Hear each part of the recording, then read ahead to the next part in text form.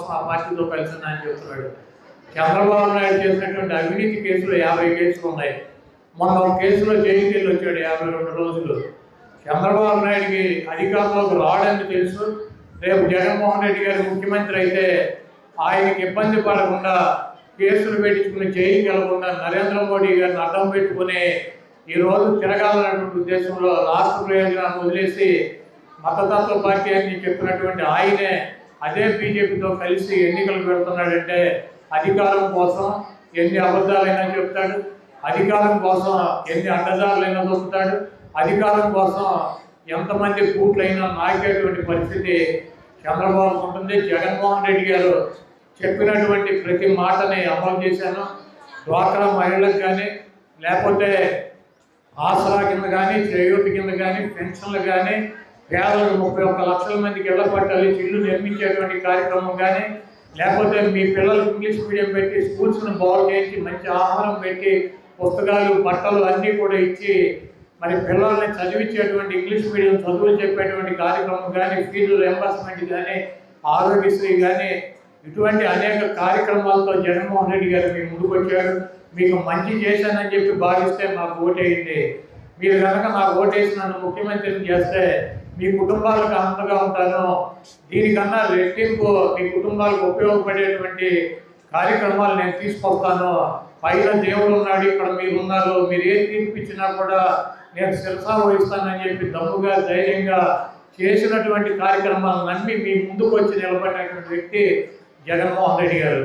చంద్రబాబు నాయుడు 14 సంవత్సరాలు అధికారంలో ఉన్నాను, మీకు మంచి చేశాను, మీకోసం ఈ కార్యక్రమాలు చేశాను కాబట్టి నన్ను గెలిపించమని చెప్పి అడిగేటువంటి దమ్ము ధైర్యం లేక ఒక పక్క పవన్ కళ్యాణ్ని, ఒక పక్కన నరేంద్ర మోడీ గారిని, ఒక పక్కన ఉత్తపుత్రుడిని, వెనకాల కాంగ్రెస్ చెల్లెమ్మని, ముందు బీజేపీ వదినమ్మని వీళ్ళందరినీ పెట్టుకుని ఏదో రకంగా జగన్మోహన్ రెడ్డి గారిని గంతి దించడమే ఒకే ఒక కార్యక్రమం. పవన్ కళ్యాణ్ గారిని అడిగితే నీ కోరిక ఏంద్ర బాబు అని దేవుడు ప్రత్యక్షమయ్యి జగన్మోహన్ రెడ్డి గారు తీసుకోవాలని చెప్తాడు. అసలు వేరే కోరిక లేదు ఆయనకి. చంద్రబాబు నాయుడు గారిని అడిగితే నన్ను ముఖ్యమంత్రిని చేయమని అడుగుతాడు, వేరే కోరికే లేదు.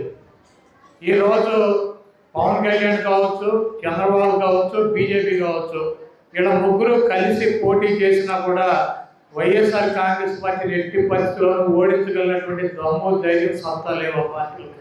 ఎందుకంటే జగన్మోహన్ రెడ్డి గారు నమ్ముకుందా పైన ఉన్నటువంటి దేవుణ్ణి. ఆ దేవుడు 1000 మంది మోడీలు, 1,00,000 మంది పవన్ కళ్యాణ్, 1 కోటి మంది చంద్రబాబులు కలిస్తే ఎంత బలం ఉంటుందో దానికి 1,00,000 రెట్లు బలం ఉన్నటువంటి వ్యక్తి ఆ పైన ఉన్నటువంటి బలవంతుడు. అదేవిధంగా జగన్మోహన్ రెడ్డి గారు నమ్ముకున్న పవన్ కళ్యాణ్ని, పురంధరేశ్వరిని, నరేంద్ర మోడీని లేకపోతే షర్మిలమ్మని కాదు, జగన్మోహన్ రెడ్డి గారు నమ్ముకుంది ఈ రాష్ట్రంలో ఉన్నటువంటి రెక్కాడితే కానీ డొక్కాడినటువంటి నిరుపేదలు, ఎస్సీ, ఎస్టీ, బీసీ, మైనార్టీ, అక్క కులాలు ఉన్నటువంటి పేదలకి వాళ్ళకి ఆర్థికంగా వాళ్ళ కుటుంబాలను పైకి తీసుకొచ్చి వాళ్ళకి ఉన్నతమైనటువంటి చదువులు చెప్పించి వాళ్ళకి ఏ ఆరోగ్య సమస్యలు వచ్చినా కూడా ప్రభుత్వం ప్రతి రూపాయి భరించి పేదవాడికి ఒక ఇల్లు నిర్మాణం చేసి ఆ ఇంట్లో ఉండేటువంటి కార్యక్రమాలు చేసి పేదవాడి కోసం, ఎస్సీల కోసం, ఎస్టీల కోసం, బీసీల కోసం, మైనార్టీల కోసం, ఈ రాష్ట్రంలో ఉన్నటువంటి 5 కోట్ల మంది జనాభా కోసం జనాభా మద్దతుతో పోటీ చేస్తున్నటువంటి వ్యక్తి జగన్మోహన్ రెడ్డి గారు.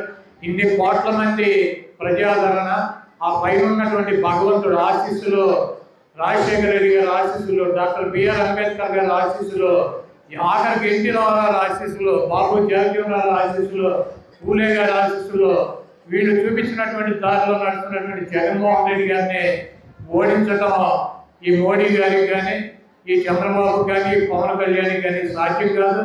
తూర్పును ఉదయించాల్సినటువంటి సూర్యుడు పడమలు ఉదయిస్తాడేమో నాకు తెలియదు.